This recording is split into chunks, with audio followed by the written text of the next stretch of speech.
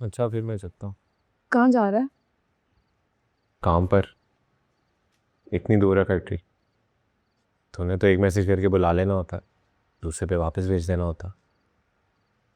इतना तो किराया लग जाता है उधर से आते आते। हम दिन में 2 दफ़ा हाजिरी का ऑर्डर हो, आना तो पड़ेगा ना, कि मुझे तो वही सब करना है जो तू चाहती है। सुबह को तुझे यासिन से पैसे लेने हैं, शाम को नहीं लेने। होती रहे इसमें जितनी भी परेड होनी है मेरी। सॉरी। हाँ, सॉरी कहने से सब ठीक हो जाता है ना। अब कभी भी कुछ भी ठीक हो सकता है। हाँ, अगर तू चाहे तब ना। तू चाहती नहीं है, तू जान छुड़वाना चाहती है बस। मैं जान छुड़वाना चाहती हूँ या तू? कौन छोड़कर चले जाना चाहता है मुझे? कौन भाग जाना चाहता है? कौन कहता है कि उसका कोई नहीं यहाँ? कुछ भी नहीं। मैं भी नहीं। बस 10 लाख लेकर डंकी वीजा पर कुछ भी करके जाना है, चाहे कहीं से भी आए वो 10 लाख, भले मुझे बेच कर ही आए। बकवास। By the way, I must say, Pakiza is a brave girl, भाई। ये ब्रेव होना भी हम औरतों को बुज़दिल बना देता है।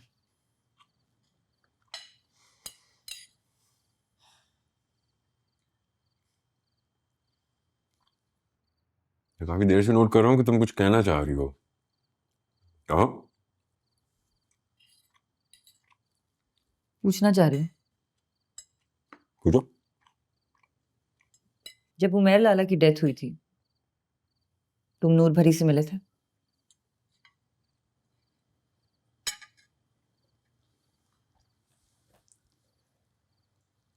नहीं। क्यों? हमारे गांव में ऐसा माहौल नहीं है। मगर तब तो वो तुम्हारी भाभी थी, तुम उससे मिल सकते थे।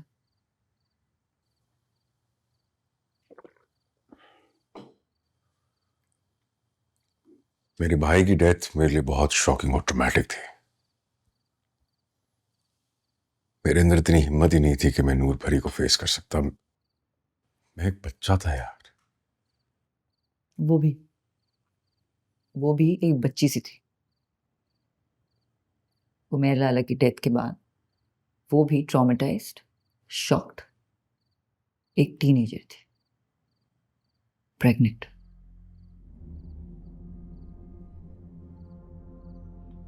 अगर लैपटॉप ऑन ना हुआ तो? कचरे में फेंक दूंगा। तो फिर क्या करेगा? नया लेगा? ये तो सेकेंड हैंड की भी औकात नहीं है। तो ये सब सोचकर चीजें पटखनी चाहिए ना। सोचने समझने वाले को ऐसा गुस्सा आता है? ऐसा गुस्सा तो मुझे से बेदिमाग को ही आएगा ना। अच्छा, दुआ मांग कर ऑन कर। हाँ, दुआ मांग के, दिल से। दिल से? हाँ, दिल से, पूरे दिल से।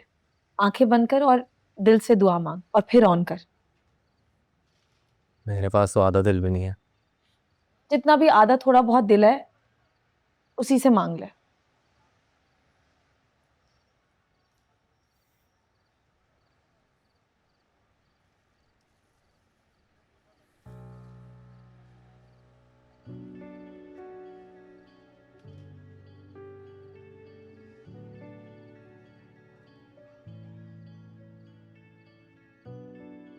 आमीन।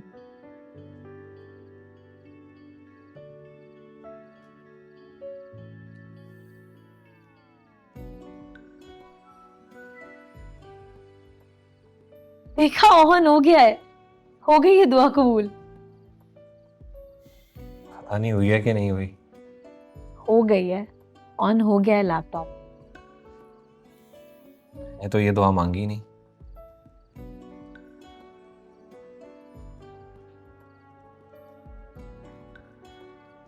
तो फिर क्या मांगी?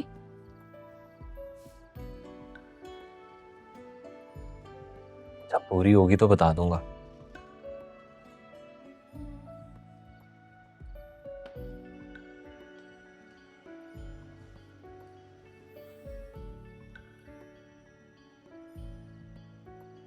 शुक्र है टूटा नहीं लैपटॉप। हाँ, तुम तो अब 10 लाख रुपए भी नहीं ले रही कि हम नया ले लें। तेरे 10 लाख का चांस मार दिया ना मैंने। हाँ, मार तो दिया।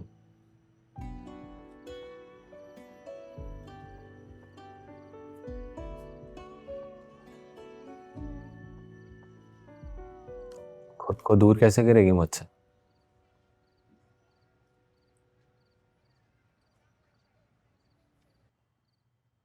मुझे इस बात के बारे में इनफैक्ट किसी को भी नहीं पता था कि नूर भरी प्रेग्नेंट थी। जो मिसकैरेज हुआ उसका भी नहीं पता होगा तुम्हें? मुझे जनरली नहीं पता था। मैं कुल करवाने के 1 हफ्ते के बाद ही वापस आ गया था। मेरे बोर्ड के एग्जाम्स थे। समन, आई अंडरस्टैंड कि सारी ट्रेजेडी के अंदर सबसे ज्यादा नुकसान नूर भरी का हुआ है। वो भी बच्ची थी। बट समन, मेरे भी प्लान्स थे, एम्बिशंस थे ना। हाँ थे। मैं कुछ मुझे वो गांव की जिंदगी, वो जमींदारा मुझे नहीं करना था। मैं शहर आना चाहता था, कुछ बड़ा करना चाहता था। बड़ा आदमी बनना चाहते थे ना? अरे हाँ, बनना चाहता था। इसमें बुराई क्या है? कोई बुराई नहीं है एम्बिशियस होने में, ख्वाब देखने में, बड़ा आदमी बनने में।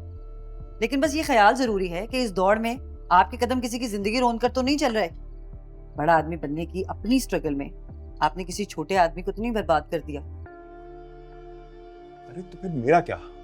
मेरे कोई जज्बात नहीं थे। मैं पहले ही बता चुका हूँ कि मुझे धोखे से झूठ बोलकर गांव बुलाया गया था और जबरदस्ती मेरी मर्जी के बगैर मेरा निकाह करवाया गया था।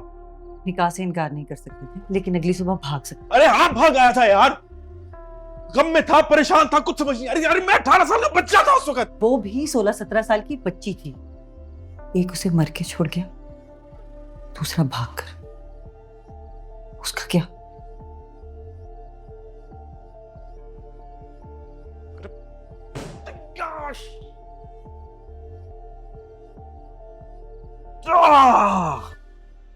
अच्छा तो मैं दूर करना चाहती हूँ तुझे। हाँ चाहती तो उस कमीने यासीन से 10 लाख क्यों मांगती? तेरे लिए, तेरे लिए मांगे थे फराज, क्योंकि तू तो सब कुछ छोड़कर भाग रहा था।